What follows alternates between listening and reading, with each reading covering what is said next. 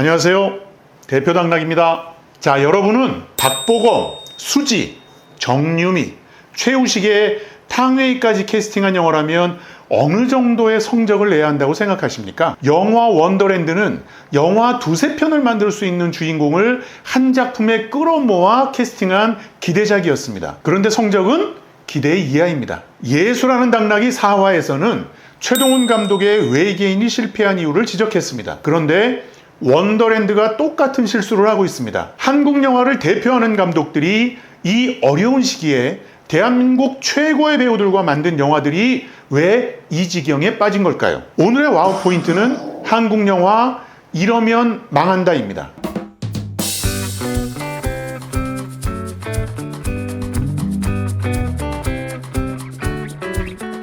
구독, 좋아요.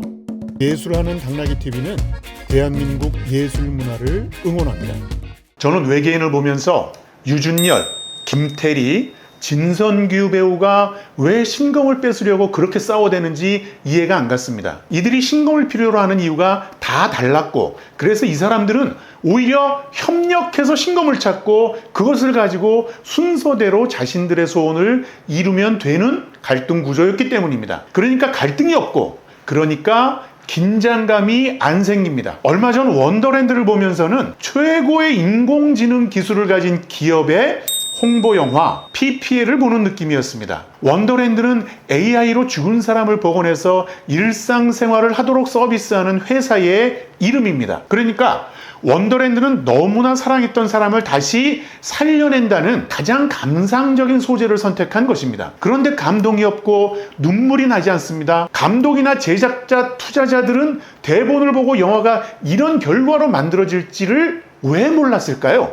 여러분은 게임을 전혀 모르는 영화 감독이 게임을 소재로 영화를 만든다면 어떤 결과가 날 거라고 생각하십니까? 성냥팔이 소녀의 재림을 기억하시나요? 2002년에 장선우 감독이 당시로서는 엄청난 제작비인 110억 원을 투입해서 만든 영화인데요. 개봉관에서 5억 원을 회수하는 수준으로 막을 내렸습니다. 이 영화 참패 이후에 한동안 한국 영화 시장이 위축될 정도로 큰 상처를 남긴 영화입니다. 그런데 이 시기에 한국 영화가 SF 장르에 빠져 있었던 사실도 기억하십니까? 비슷한 시기에 개봉한 천사몽, 예스터데이, 그리고 내추럴 시티 같은 영화들이 모두 SF 장르였습니다. 역시 흥행에 성공한 작품은 없습니다. 이후에 SF 영화 제작이 뜸했는데요. 20년 후인 최근에 다시 SF 영화가 제작되고 있습니다. 올해 상반기에만 외계인과 원더랜드가 개봉했습니다. 두 작품의 실패 원인을 분석하면 한국 영화는 방향을 잃은 모습이라는 결론에 도달합니다. 그 이유는 4가지입니다. 첫 번째 이유는 기획력의 문제입니다. 영화나 드라마나 기획은 아이디어의 참신성도 중요하지만 그 아이디어를 실제 영화로 만들었을 때 어떤 결과물이 나올지에 대한 예측이 중요합니다. 기획자가 가져야 하는 상상력인 거죠. 그런데 외계인이나 원더랜드는 이런 예측의 실패가 처참한 결과로 나타난 대표적인 사례입니다. 우리는 VR 기술로 가수 김광석을 재현하고 죽은 아내 김자옥과 같이 노래하는 오승근의 모습을 방송에서 본 경험이 있습니다. 그러니까 거기에 인공지능 기술을 접목한다는 원더랜드 회사의 기술은 그럴듯합니다. 그런데 영화는 왜 지루할까요? 김태훈 감독은 영화가 지루해질 것을 예상하고 4개의 개별 스토리를 구성해서 한 편의 영화를 만들었습니다. 그런데도 지루합니다. 여러분, 서사 없는 감동이 가능할까요? 사랑하던 사람이 죽고 죽은 사람을 다시 복원해서 만난다는 스토리는 언제나 감상적입니다만 거기에는 아주 디테일한 서사가 전제되어야 합니다. 그런데 김태훈 감독은 그 서사의 많은 부분을 생략했습니다. 그러니까 원더랜드는 AI 기술만 남고 감동은 생기지 않습니다. 탕웨이 얘기는 그런대로 기승전결이 나타나지만 박보검과 수지의 스토리는 너무 단절적입니다. 물론 충분히 스토리는 이해할 수 있습니다. 그게 문제입니다. 이해할 수는 있지만 감동 포인트라고 할 만한 여지가 너무 생략되어 있기 때문에 그냥 AI 기술을 설명하는 것처럼 느껴지고, 그래서 이런저런 사례들을 보여드릴 테니 서비스를 원하시는 분들은 연락 많이 주세요 라고 홍보하는 것처럼 느껴질 뿐입니다. 박보검과 수지 스토리는 편집 과정에서 잘려나간 부분이 있을 것으로 예측합니다. 그렇지 않고서야 이 정도 스토리에 두 배우가 출연할 이유가 없지 않았을까요? 두 번째 이유는 장르에 대한 이해 부족이 있습니다. 외계인에서 지적한 것처럼 SF 장르는 판타지와 잘 섞이지 않습니다. 그리고 SF는 과학기술에 근거해야 하고 미래 세계에 대한 감독의 철학이 담겨 있어야 합니다. 블레이드 러너나 매드맥스 같은 세계관이 있어야 한다는 말입니다. 보통은 유토피아나 디스토피아 중에 한 가지의 세계관으로 그려집니다. 그런데 외계인은 이런 철학에는 관심도 없더니 원더랜드에서도 마찬가지였습니다. 특히 SF에 판타지를 섞게 되면 스토리는 감독이 원하는 대로 그냥 엿장수 맘대로 흘러갈 가능성이 아주 높아집니다. 성냥팔이 소녀의 재림이 실패한 가장 핵심적인 이유가 바로 거기에 있습니다. SF는 SF의 장점이 있는 것이고 판타지는 판타지 나름의 핍진성을 철저하게 가지고 있어야 관객은 스토리를 이해하면서 감정이입을 하게 됩니다. 20년 전에 실패한 시행착오를 20년 후에도 그대로 반복한다는 것은 대체 무슨 의미일까요?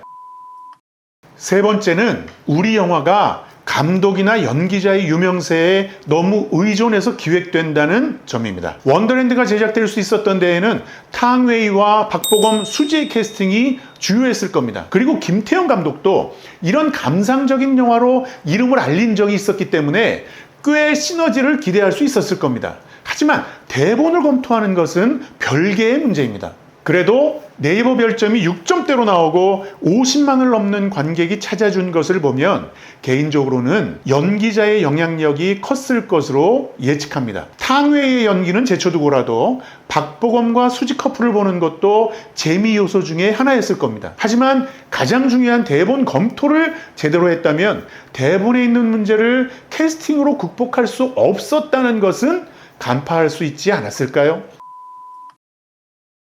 영화 철학의 부재입니다. 영화가 예술로서 인정받는 이유는 영화는 철학하는 도구다라는 주장에 관객들이 공감하기 때문입니다. 이 말이 상업적인 가치를 배제한다는 의미는 절대 아닙니다. 돈 벌기 위한 목적으로만 만들어지는 영화도 있습니다만 그런 경우라도 관객이 공감할 수 있는 주제 하나 정도는 가지고 있어야만 관객의 공감을 얻을 수 있게 되는 것이 보통입니다. 그런데 우리 영화는 그런 철학이 부재한 채 부족한 스토리를 유명 연기자를 캐스팅하고 촬영이나 그래픽에 돈을 들여 대충 커버해서 볼거리만 제공하면 어느 정도 관객은 찾아올 것이라는 안일한 생각을 하고 있는 것은 아닐까요? 원더랜드의 두바이 모래바람이나 우주정거장의 그래픽을 가미한 부분은 휴먼 드라마 스토리를 스펙터클처럼 포장하고 싶은 감독의 욕심 아니었을까요? 관객들의 스토리가 뒷받침되지 않는 그래픽에 시각적으로 현혹될 리가 없습니다. 영화 감독이나 제작자, 투자자 모두 공부 안 하면 한국 영화 산업은 망합니다.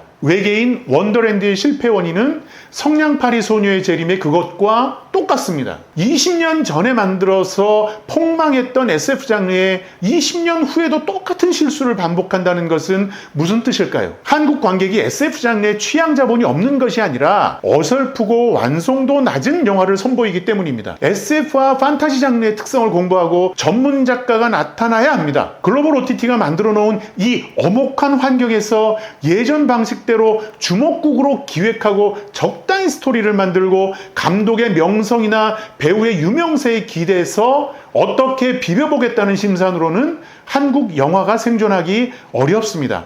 장르를 공부하시고 스토리로 승부를 내야 합니다. 끝.